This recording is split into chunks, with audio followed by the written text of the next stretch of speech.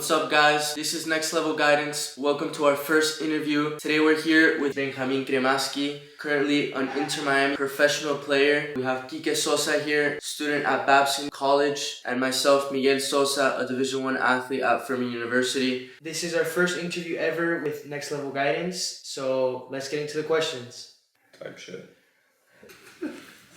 Impossible. Why are you nervous? I'm with you, bro. Type shit. We're going to start off with giving you guys a background about us. We grew up playing with Benja. We never played on the same team, but we grew up training together for a few years. For this video, we will be asking Benja a few questions about his career and how he made it to the next level. Benja has gone from club soccer to MLS Next to MLS Next Pro to MLS and also US national team.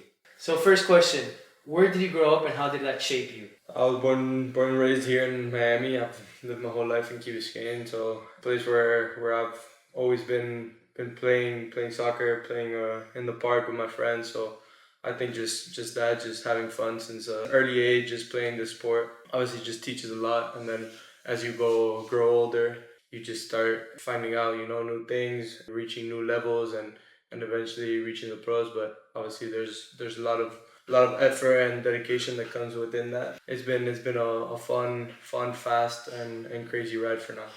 Moving on to the next question. Rank your siblings, 1 through 3. No. Best midfielder you've ever played against? I think Darlington Nagby, really good midfielder. Vieira from Porto. Bro. You played against PSG, bro. Oh my god, I did.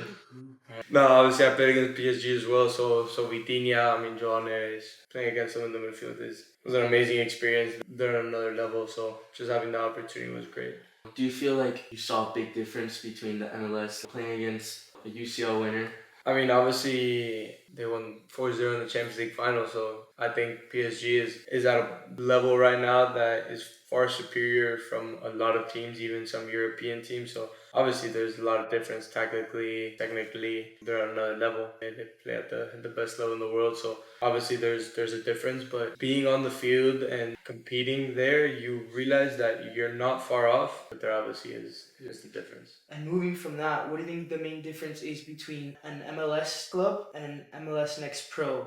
We saw you play in Inter Miami's second team, and we've seen you play for Inter Miami's first team. And what do you think the biggest differences are between those two levels? No, I think there's a huge difference from the MLS Next Pro and MLS. MLS Next Pro is you're trying to develop young players to be able to be ready to compete at MLS level, but there's a big difference in the physical aspect. There's a big difference in the tactical aspect. I feel like MLS Next Pro games are open and a lot of things could happen, just like any other match as well, but there's a big difference because they're still young, they're still developing a lot of players, and that's what that league is for, just to develop and prepare young players to be able to compete at the MLS level. But I think it's a great pathway. And moving back to the Club World Cup, we saw the game versus Porto, and you had a great performance that game, played full 90. What was your experience playing against them and being the first MLS team to beat a European team in a competitive match? Yeah, it was a crazy match. We felt like we needed to win to be able to qualify. That win for us was huge. Even though we conceded at such an early point in the match with a penalty that was a little bit unlucky, and we still felt like we could come back. We were playing super well the first minutes of the game, and we felt really well as a team. Structurally, we were really well defensively, and then we had a lot of possession of the ball, especially in the first half, and say 15 minutes in the second half. We had a lot of control of the game. We felt like we had nothing to lose as well. We had no pressure, so we just try to go out there and try to get the result, and I feel that's what we did. Obviously, we had 2 amazing goals, and then we all thought the best strategy was just probably try to sit back and defend. Obviously, against a team like Porto at that level, you need to do anything possible to compete and beat them. But having that experience and being able to compete with such a historic club like that and beating a European team is an amazing experience, and definitely was a tough game. What's your favorite artist to listen to before a game? Lately, I've been listening to Drake a lot before games. I don't know why, but sometimes I just switch with the artist. But right now, I've been listening to a lot of Drake or Vele before games. I feel like it's a good vibe and just gets me ready, focused.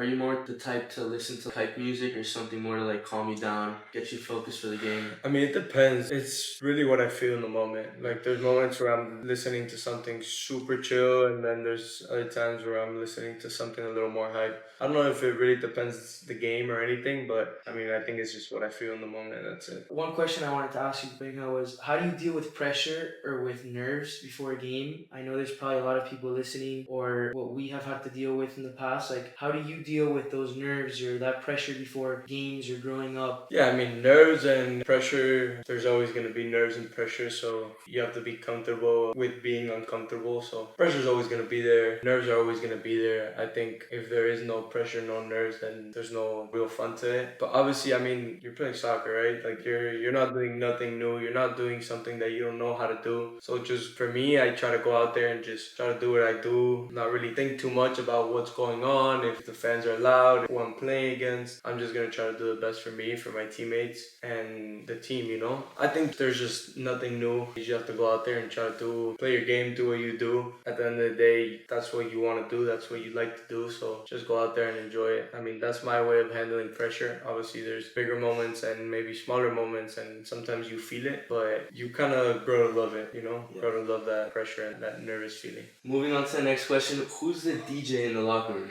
Probably some of the Argentinian guys, Chelo, Fede, sometimes one of the equipment managers. They're always playing Argentinian music, and no, it gets real funny in there sometimes. Another question I wanted to ask is, this is more focused on Miami players. Who do you think is the best player you played with growing up here in Miami? I never played with them, but I mean, I trained with them a lot of COVID years with you guys. I thought Nico Pereira was really good. He's played at Inter Miami Academy, so I kind of looked up to him because I was young and we were obviously, I mean, especially you were a little older, but we were young and we were training with the older guys, and he was someone that I looked at, admired. But there's a bunch of Miami players that I'm probably forgetting that are good, that I've played with. Obviously, a bunch of my Western guys. I could name a whole starting 11, and obviously my academy days with Inter Miami, I could name a bunch as well. But as a little kid and not really playing with them, but training with them, I think Pereira was up there. A lot of youth players have a misunderstanding that you have to try and, play skillfully, try and be a Neymar, try and take on the whole team when you're trying to play. But when we train with you and we'd play with you, I would say you weren't standing out because of your skills or because you were the most crazy skiller, but you were just so consistent. You were the most dedicated player. Your first touch was always perfect. Your passes were perfect. You were the person who most tried. So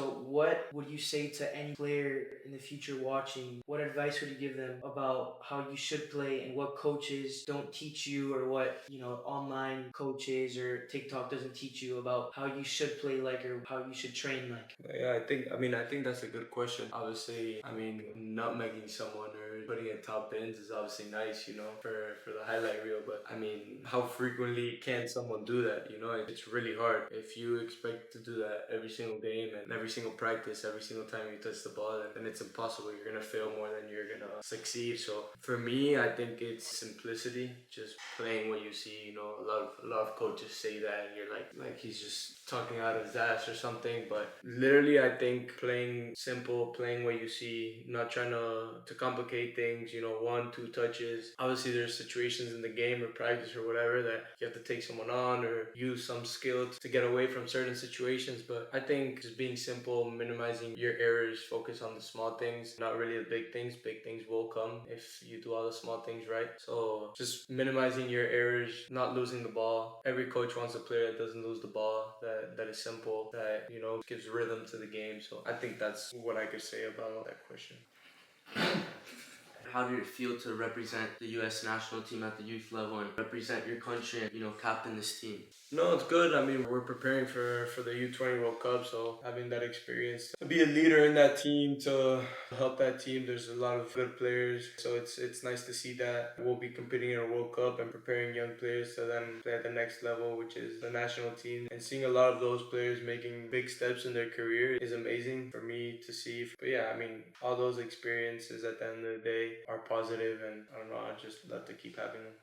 Thank you guys for watching. I'd like to thank Bengha for giving us the opportunity to interview him and tell us a little bit about him. Not many people have the privilege to ask him these questions. Like and subscribe and stay tuned for more videos.